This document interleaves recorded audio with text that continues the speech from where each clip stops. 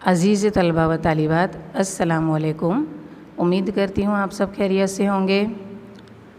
आज हम गुजराती के पीरियड में सिलेबस में आगे बढ़ते हुए एक नया टॉपिक व्याकरण एकम 2 में शुरू करेंगे, जो है अनुग अने नामयोगी। सबसे पहले देखेंगे कि अनुग किसे कहते हैं। अनुग और नामयोगी में विभक्ति कशा पण प्रत्यय विना अथवा ए, ने, थी, मा, नो, नी, नू, ना वगैरह अनुगों द्वारा दर्शावाय छे। अब सबसे पहले मैं आपको बता दूं कि जो अनुग है उसे विभक्ति प्रत्यय भी कहते हैं। तो विभक्ति प्रत्यय किसे कहते हैं, सबसे पहले ये कोष्टक के ज़रिए समझ लेंगे। तो यहाँ आप कोष्टक में देख सकते हैं कि 8 विभक्तियाँ दी गई है, जिसका अलग अलग काम है। तो यहाँ प्रथम, द्वितीय, तृतीय, चतुर्थी, पंचमी, षष्ठी, सप्तमी और अष्टमी, यानी पहली, दूसरी, तीसरी, चौथी, पाँचवीं, छठी, सातवीं और आठवीं। उसमें पहली विभक्ति हम देखेंगे प्रथम, तो उसका प्रत्यय कौन सा है, ए। दूसरी विभक्ति का प्रत्यय है ने। तीसरी विभक्ति का प्रत्यय है थी, थकी, वड़े, द्वारा। चौथी विभक्ति के प्रत्यय है माटे, वास्ते, काजे, सारू। पंचमी यानी 5वीं विभक्ति के प्रत्यय है माथी, ऊपर थी, अंदर थी। षष्ठी यानी कि 6ठी विभक्ति के प्रत्यय है नो, नी, नू, ना। सप्तमी यानी 7वीं जो विभक्ति है उसके प्रत्यय है माँ, अंदर, ऊपर। और अष्टमी यानी 8वीं विभक्ति के प्रत्यय है हे, अरे और ओ। सिर्फ आपको एक कोष्टक के ज़रिए प्रत्यय कौन से है वो थोड़ा ध्यान में रखना है, क्योंकि आपको वाक्य में से प्रत्यय यानी विभक्ति प्रत्यय यानी अनुग पहचानना है। एग्ज़ाम में आपको वाक्य दिए जाएंगे और पूछा जाएगा कि नीचेना वाक्यमांथी अनुग शोधो, या नीचेना वाक्यमांथी नामयोगी शोधो, या अनुगने नामयोगी में फेरफार करो। तो मिसाल के ज़रिए समझेंगे ताकि आपको और ज़्यादा अच्छे से समझ में आए। सबसे पहले अनुग का अर्थ समझ लेंगे। अनुग एटले शब्द यानी पद नी पाछड़ लागतो प्रत्यय, यानी वाक्य में जो शब्द होता है उसके पीछे लगने वाला जो प्रत्यय है, जो पद है, उसे अनुग कहते हैं। अनुग एकाक्षरी छे। एकाक्षरी मतलब एक ही अक्षर का होता है अनुग, जे पदनी पाछड़ जोड़ाईने आवे छे, यानी जो शब्द होता है उसके पीछे जुड़कर आता है और एकाक्षरी होता है। ये आपको याद रखना है अनुग में, अनुग को पहचानने के लिए कि अनुग एकाक्षरी होते हैं और पद के पीछे जुड़कर आते हैं, अलग से नहीं आते। अने अनुग निश्चित छे और अनुग निश्चित है, तय है। दाखला तरीके यहाँ जितने भी ये एकाक्षरी दिए हैं, अक्षर दिए हैं, ये सब अनुग है यानी विभक्ति प्रत्यय है। मिसाल के तौर पे ए, ने, थी, माँ, नो, नी, नू, ना वगैरह, तो ये सब अनुग है यानी कि विभक्ति प्रत्यय। मिसाल देखेंगे जिससे आपको और भी ज़्यादा अच्छे से समझ में आ सके। सुधाए कागड़ वाच्यो। अब आपको अगर मैं ऐसा कहूँ कि सुधा कागड़ वाच्यो, तो आपको ये वाक्य का अर्थ बराबर समझ में नहीं आएगा, कहीं कुछ कमी है ऐसा महसूस होगा। अगर हम ए नहीं लिखेंगे और सिर्फ सुधा कागड़ वाच्यो ऐसा लिखेंगे तो वाक्य अर्थ सबर नहीं लगता है। लेकिन जब हम वाक्य ऐसा पूरा लिखेंगे कि सुधा ए कागड़ वाच्यो, तभी हमें ये वाक्य का अर्थ बराबर समझ में आएगा। तो ये जो पद है सुधा, इसके पीछे जुड़कर लगने वाला जो एकाक्षरी है वो है ए। तो ये जो ए है वो क्या है, विभक्ति प्रत्यय यानी अनुग है। जैसे हमने पहले देखा अनुग की व्याख्या में कि अनुग एकाक्षरी होते हैं और शब्द के पीछे जुड़कर आते हैं। तो यहाँ आप देख सकते हो कि सुधा के पीछे ये ए जो लगा है वो विभक्ति प्रत्यय यानी अनुग है और जुड़कर है पद के साथ और एकाक्षरी है। तो इसमें सुधाए कागड़ वाच्यो, इसमें अनुग कौन सा है, ए। दूसरा उदाहरण देखेंगे, कादव में कमल खिले छे। तो ये जो कादव है ये शब्द के साथ जुड़कर कौन सा प्रत्यय ये वाक्य को अर्थ सबर बना रहा है, तो माँ जो एकाक्षरी है और शब्द के साथ जुड़कर आया है शब्द के पीछे। तो कादव माँ कमल खिले छे, तो उसमें माँ विभक्ति प्रत्यय है, अनुग है। ગાંધીજીનો જન્મ પોરબંદરમાં થયો હતો।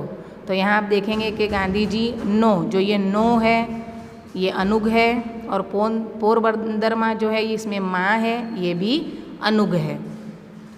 पुस्तकનું પાનું फाटी ગયું, तो यहाँ जो पुस्तक के साथ पीछे जुड़कर आया है और एकाक्षरी है वो है नू। जैसे मैंने आपको विभक्ति कोष्टक में बताया कि नो, नी, नू, ना, ये सब विभक्ति प्रत्यय यानी अनुग है, तो वो आपको ध्यान रखना है। तो ये जो एकाक्षरी शब्द जो होते हैं वो पद के पीछे जो जुड़कर आते हैं वो अनुग होते हैं। तो यहाँ नू जो है ये अनुग है। सुरेश थी फरवा जवायु नहीं, तो इसमें जो थी है ये अनुग है। आ उपरांत विभक्ति ने वड़े, द्वारा, माफक, मार्फत, थकी, वास्ते, ऊपर, तरफ, सामे, सुधी, तणु, केरू वगैरह नाम योगी थी पण दर्शावाय छे। अब एक बात मैं आपको बता दूं कि अनुग और नाम योगी दोनों का काम एक जैसा ही होता है। फ़र्क सिर्फ इतना है कि अनुग एकाक्षरी है और नाम योगी एकाक्षरी नहीं है। लेकिन और नाम योगी जो है वो शब्द से अलग होकर आते हैं। जैसे आपने देखा कि यहाँ जो अनुग है वो शब्द से पीछे जुड़कर आते हैं, देखा आपने यहाँ। लेकिन जो नाम योगी है वो शब्द से अलग आते हैं और एकाक्षरी नहीं होते हैं, लेकिन मतलब उनका काम वही होता है जो अनुग का काम है। तो यहाँ आगे हम देखेंगे नाम योगी के बारे में। जे पदों नाम અને સર્વનામની સાથે બીજા પદો સાથેનો એનો વિભક્તિ પ્રત્યય સંબંધ પ્રગટ કરવા વપરાય તેને નામ योगी તરીકે ओळखाय છે। मतलब जो पद नाम या सर्वनाम के साथ दूसरे पद के साथ अपना संबंध बताता हो। जैसे इन शॉर्ट अगर मैं आपको बताऊँ तो अनुग के बदले अनुग की जैसी ही काम करता है, ऐसे भाषा घटक को नाम योगी कहते हैं। और नाम योगी की जैसे मैंने आपको लाक्षणिकता बताई कि नाम योगी पदनी पाछड़ अलग आवे छे। जैसे अनुग पद के पीछे जुड़कर आता था, लेकिन नाम योगी अलग से आएगा। वो मिसाल के ज़रिए हम समझेंगे। नाम योगीनो संबंध क्रियापद साथे होय छे, छतां नाम साथे तेनो प्रयोग थाय छे अने ते विभक्तिना प्रत्ययनी गरज सारे छे। जैसे अनुग विभक्ति प्रत्यय है, ऐसे ही नाम योगी भी विभक्ति प्रत्यय की ही कमी पूरी करता है। अब यहाँ सबसे पहले अनुग की मिसालें देख लेंगे कि नीचे आपेला वाक्यमांथी अनुग शोधो। तो यहाँ मारी पासे गुजरातनो नक्शो छे, तो यहाँ कौन कौन से अनुग है? पासे, तो इसमें ए जुड़ा हुआ है, वो भी एक अनुग आएगा। और गुजरात नो, तो ये जो नो है वो भी अनुग है। गांधी जी नो जन्म पोरबंदर में थयो हतो, तो यहाँ हमने पहले देखा कि गांधी जी नो तो नो, और इसमें पोरबंदर में इसमें माँ ये अनुग है। उसके बाद आ बारणु चावी थी ज खोलायु हशे, तो इसमें आएगा थी, चावी थी, तो थी जो है वो अनुग है।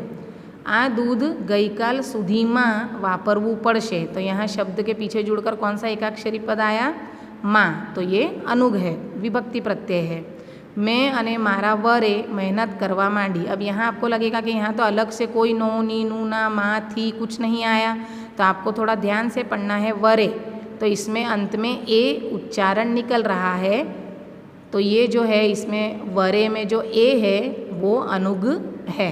तो ये बात का आपको ख्याल रखना है। पाकू लखाण थाय ते पहला राम शंकरे देह छोड़ियो, तो यहाँ भी राम शंकरे, तो शंकरे के अंत में जो रे है उसके अंत में ए उच्चारण निकलता है, वो अनुग है।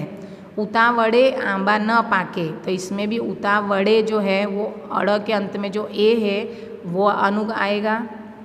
टीपे टीपे सरोवर भराए, तो इसमें भी टीपे टीपे में अंत में जो ए आता है वो अनुग है। कोई ने आम सोटीए ने सोटीए मराए, तो यहाँ जो सोटीए है ये साथ में आएगा और ए अनुग आएगा।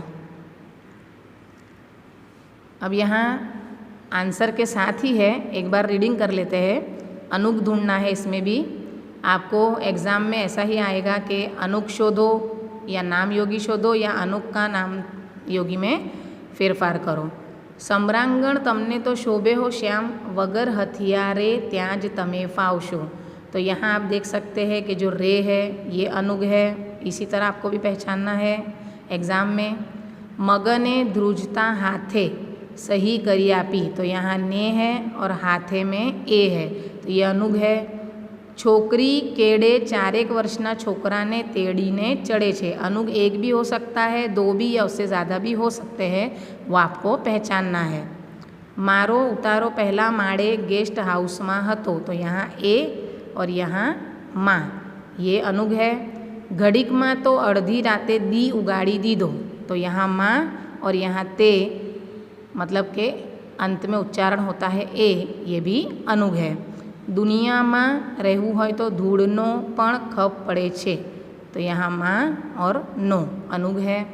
छोकरो भणवा में होशियार छे, तो यहाँ माँ जो है वो अनुग है। रहमान जूनागढ़ थी अहमदाबाद पहुँच्यो, तो यहाँ जूनागढ़ थी, इसमें जो थी है वो अनुग है। छोकरो गुस्सा थी पीठ फेरवीने चाल्यो गयो, तो यहाँ भी थी और ने अनुग है। अब हम यहाँ देखेंगे नाम योगी, जिससे आपको नाम योगी में भी समझ में आ जाए। नाम योगी और अनुग दोनों का काम एक ही होता है, लेकिन जो अनुग है वो एकाक्षरी है और पद के पीछे जुड़कर आते हैं। नाम योगी जो है वो एकाक्षरी नहीं है, मतलब एक अक्षर के नहीं है, 2 या 2 से ज़्यादा के अक्षर के हैं और वो पद से अलग होकर आते हैं। जैसे यहाँ देखेंगे, डचकारा दई दई गायो चरावीने छाया मही, अब छाया मही यानी छाया पासे, खाई लेवो पोरो, तो यहाँ जो मही शब्द है ये नाम योगी है। तमारा माणसों माटे કંઈક कर तो आ जन्मारो लेखे लागशे, तो ये जो माटे है ये नाम योगी है। पगनी पानी पर पथरानी माफक वरसाद पड़्यो, तो यहाँ जो पर है ये नाम योगी है। छोकराओ वांदरानी माफक चढ़ उतर करे छे, तो यहाँ माफक यानी बंदर जैसे, तो यहाँ माफक जो है ये नाम योगी है। देखिए ये शब्द से अलग है, मतलब जुड़कर नहीं है और एकाक्षरी नहीं है। तद्दन अजाणिया कुटुंबो जोड़े रहूँ मने ना फावे, तो जोड़े जो है वो नाम योगी है। हूँ तेनी साथे तेमना घरे पहुँच्यो, तो जो साथे शब्द है वो नाम योगी है। आतमनो तमारो दीवो प्रगटावो तू वीण सर्व पराया, तो यहाँ जो वीण है यानी वीणा, तारा वीणा सर्व पराया, वीण जो है वो नाम योगी है। तारी बैग अंदर रूम में छे, तो यहाँ जो अंदर शब्द है ये नाम योगी है। तारी माता मंदिर बाहर ऊभी छे, तो यहाँ जो बाहर है ये भी नाम योगी है। तारी पासे मारा 2 रुपया छे, तो पासे जो है वो भी नाम योगी है। आप तो रमतो रमतोट अंधारा तरफ गयो, तरफ जो है वो नाम योगी है। तारा माटे आ चॉकलेट लाव्यो छूँ, तो माटे जो है वो नाम योगी है। तारा वड़े आ उद्घाटन थशे, तो यहाँ जो वड़े शब्द है ये नाम योगी है। अब ये आखिरी जो उदाहरण है इसके ज़रिए मैं आपको अनुग और नाम योगी दोनों एक ही काम करते हैं वो बताऊंगी कि तारा वड़े आ उद्घाटन थशे, इसको अगर हमें अनुग के ज़रिए लिखना हो तो क्या आएगा, तारा थी आ उद्घाटन थशे, तारा थी, तो जो थी आएगा वो तारा से जुड़ जाएगा, एकाक्षरी हो जाएगा थी और वो हो जाएगा अनुग। लेकिन जब ऐसे वाक्य देकर कहा जाए कि अनुग ने बदले नाम योगी नो उपयोग करो, तो थी के बदले वड़े शब्द आ जाएगा या द्वारा आ जाएगा। तारा द्वारा आ उद्घाटन थशे या तारा वड़े या तारा थकी थशे, तो यहाँ वाक्य का अर्थ वही रहेगा, सिर्फ नाम योगी के बदले अनुग या अनुग के बदले नाम योगी आ जाएगा। और जो उसकी लाक्षणिकता है एकाक्षरी या 2 अक्षर का और शब्द से जुड़कर या अलग रहना, उसमें तब्दीली हो जाएगी। तो तारा वड़े उद्घाटन थशे, ये जो है ये नाम योगी है, इसको अगर अनुग में तब्दील करना हो तो तारा थी आ उद्घाटन थशे। तो इस तरह आप नाम योगी और अनुग में भी तब्दीली कर सकते हो। उम्मीद करती हूँ कि आपको ये अनुग और नाम योगी समझ में आए होंगे। अनुग यानी विभक्ति प्रत्यय जो देखे हमने, ए ने थी माँ नो नी नू ना, एकाक्षरी है और पद के साथ पीछे जुड़कर आते हैं। और जो नाम योगी है उनका भी काम अनुग जैसा ही है, लेकिन वो शब्द से अलग आते हैं, जुड़कर नहीं आते और एकाक्षरी नहीं होते हैं। तो आपको ध्यान रखना होगा, जितने ज़्यादा उदाहरण आप देखेंगे उतना ही आपको समझ में आएगा। नेक्स्ट पीरियड में मिलेंगे। अल्लाह हाफिज़।